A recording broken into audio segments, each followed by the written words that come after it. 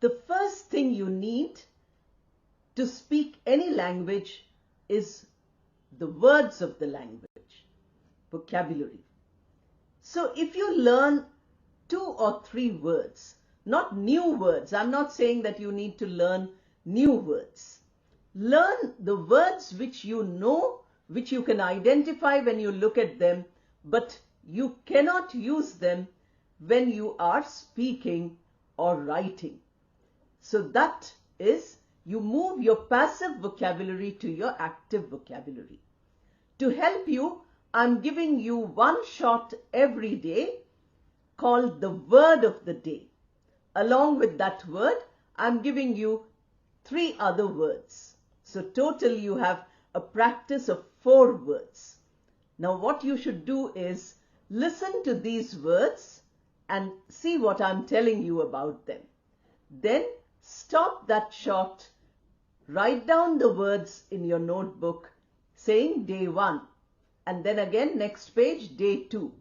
The 4 words you've got on day 1, you should make a few sentences. To fill that entire page, you can make 5 sentences with each of them.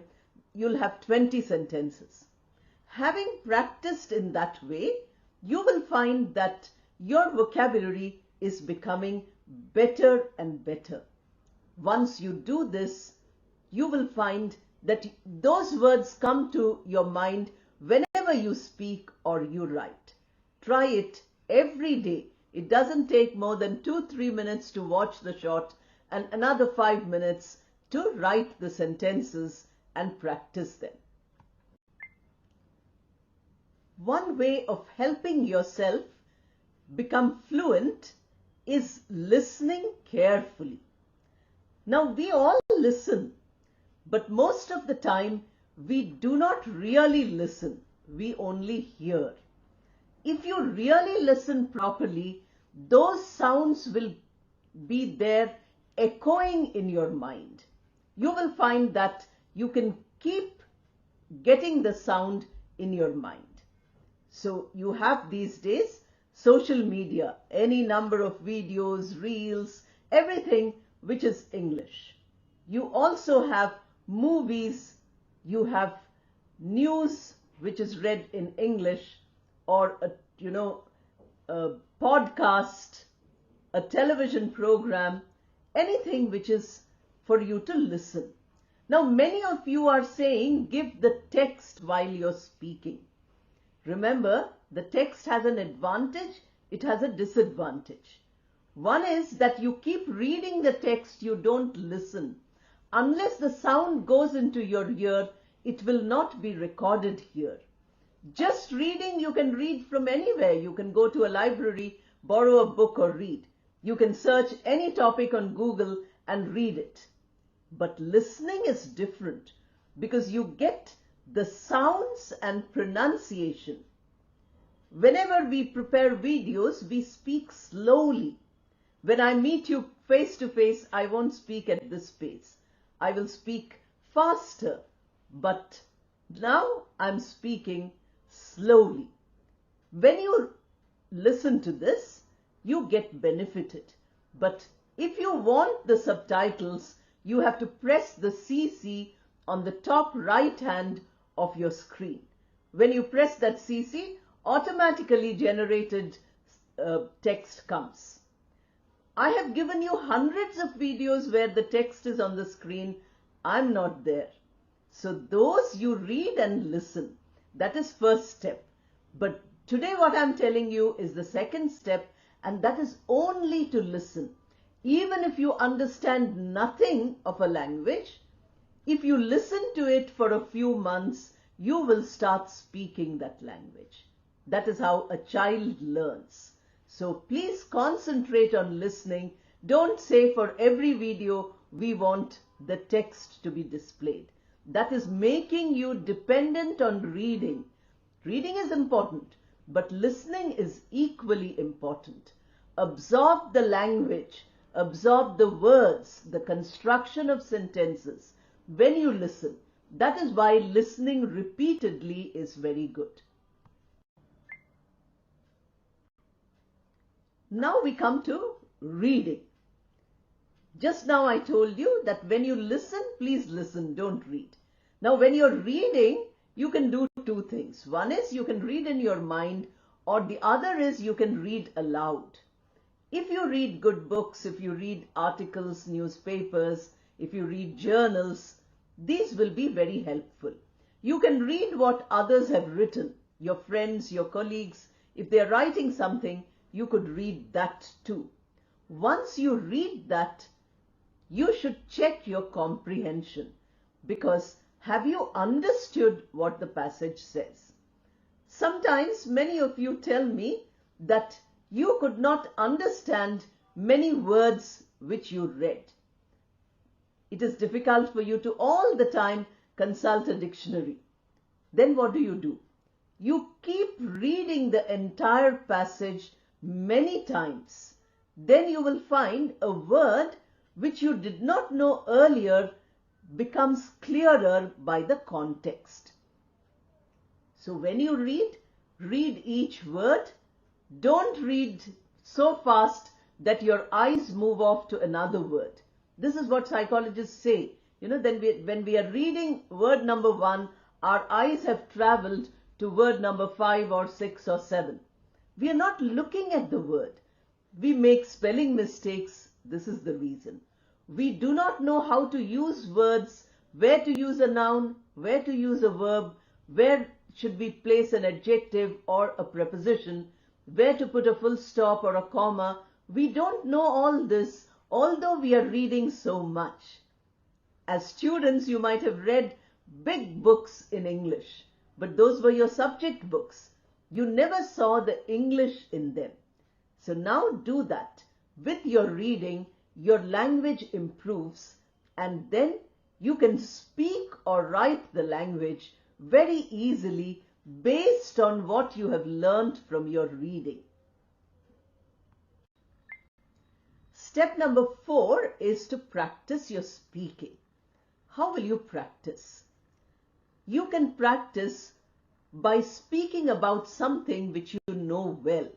For instance, your own subject or your own area of interest where you are an expert. Or you can speak about unfamiliar things, new things.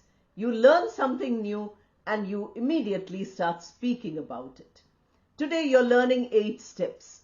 The steps might be new, some of these. So start speaking about that. You can speak on your own, loudly to yourself, or you can speak to your friends and colleagues. As I told you earlier, whenever you want to speak, you can always imitate a model. So all your listening activity in the step 2 which we had can be put here now as you're speaking.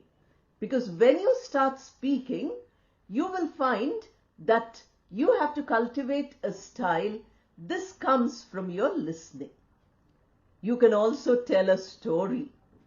You can also talk about your daily routine. These days I'm giving you videos for beginners because there were many people who said we cannot improve our English. So I'm using a single pattern with changing words, with some change in the sentences, and giving you 40, 50 different sentences. That is what I'm asking you to practice. When you speak and you practice, all the beginner's lessons, you have those many patterns with you. Use them to put your experiences, your story, your daily habits into English. Once you do this, you see how much benefit comes to you. Now we are in step number 5 out of the 8 steps. Here what we are practicing is writing. Remember that writing gives you mental discipline. Your thoughts get collected, and once you write, you can speak better.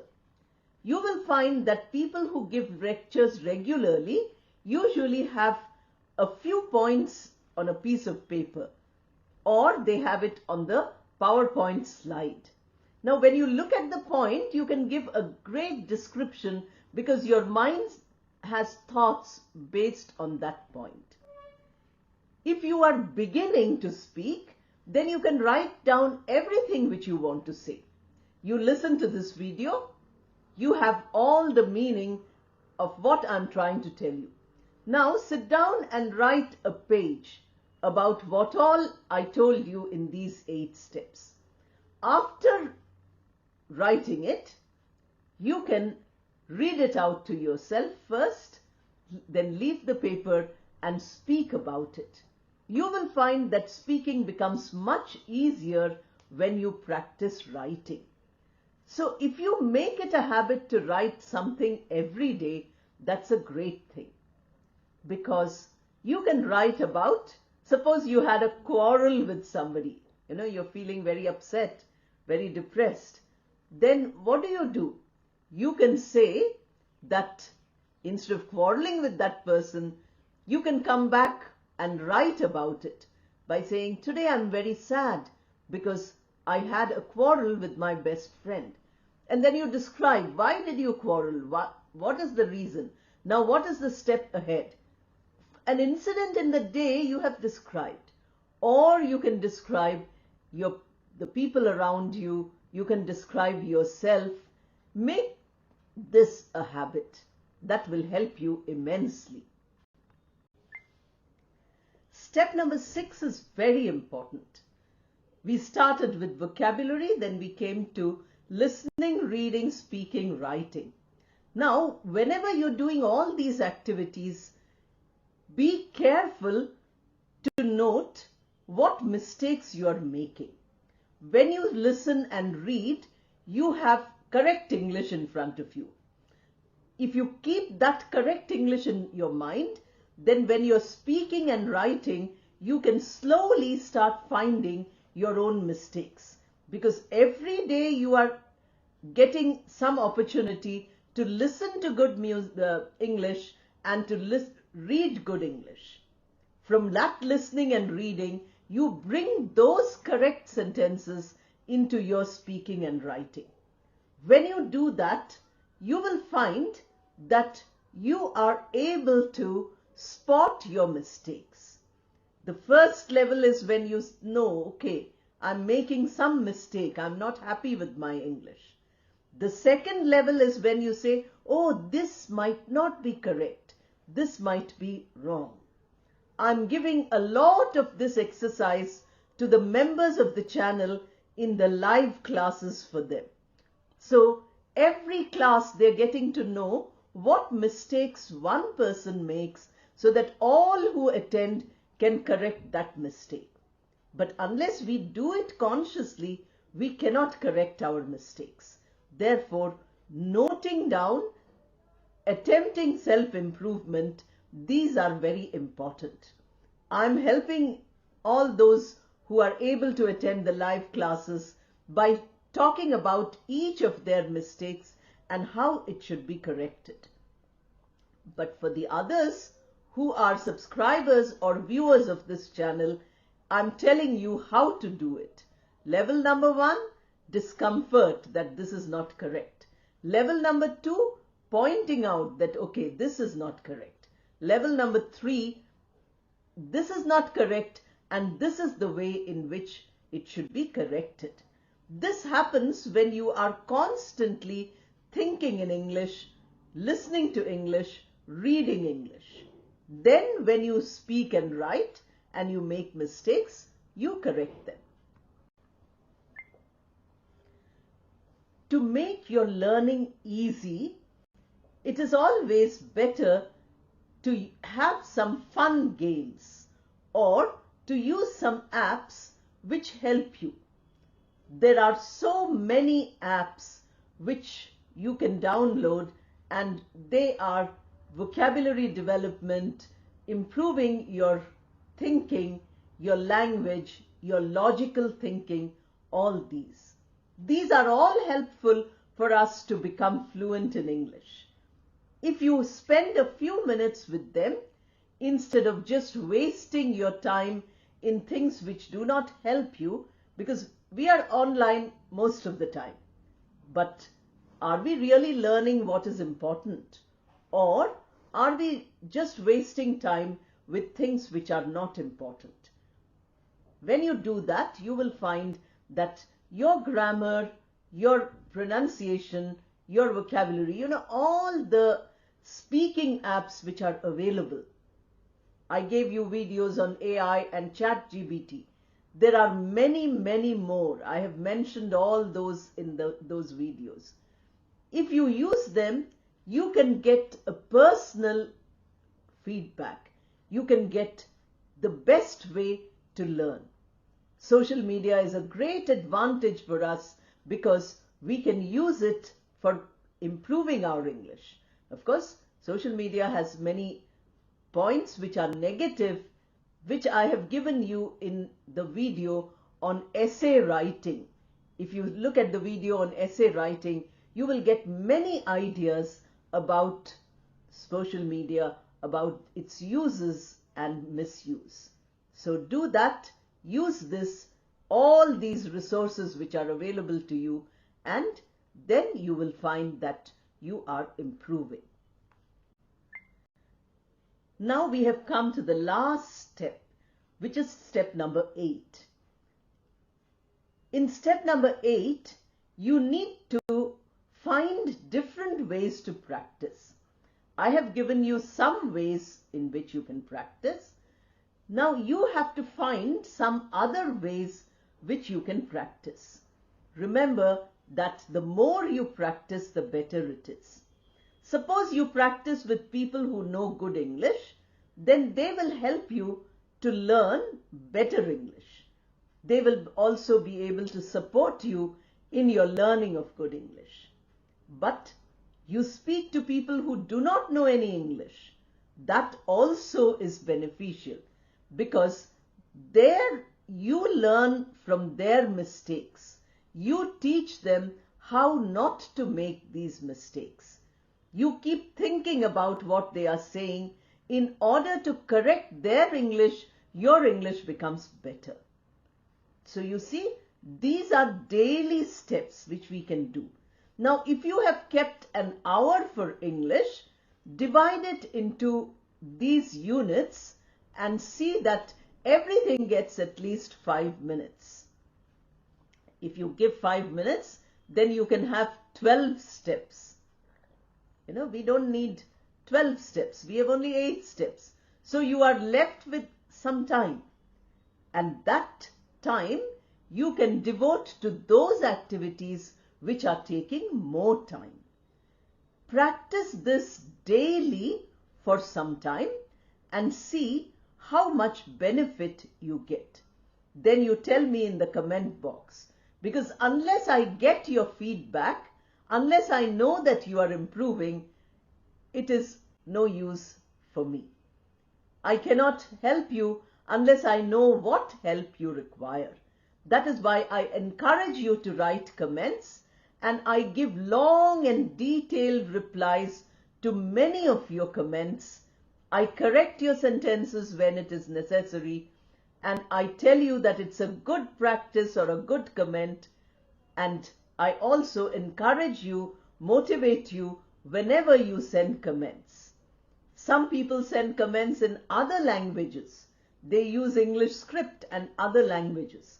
If I know the language, I tell them that they should write this in English, and I translate whatever they have written into English. But if they write in a language which I don't know, then I can't do this. I just give a comment by saying, please send your comment in English. Write only few words of English. Sometimes I can't understand a comment, then I give choices. I couldn't understand. Did you mean this? Did you mean that? So whenever you comment, you are in touch with me and you are getting my full attention and full benefit. So do that. All the best and thank you.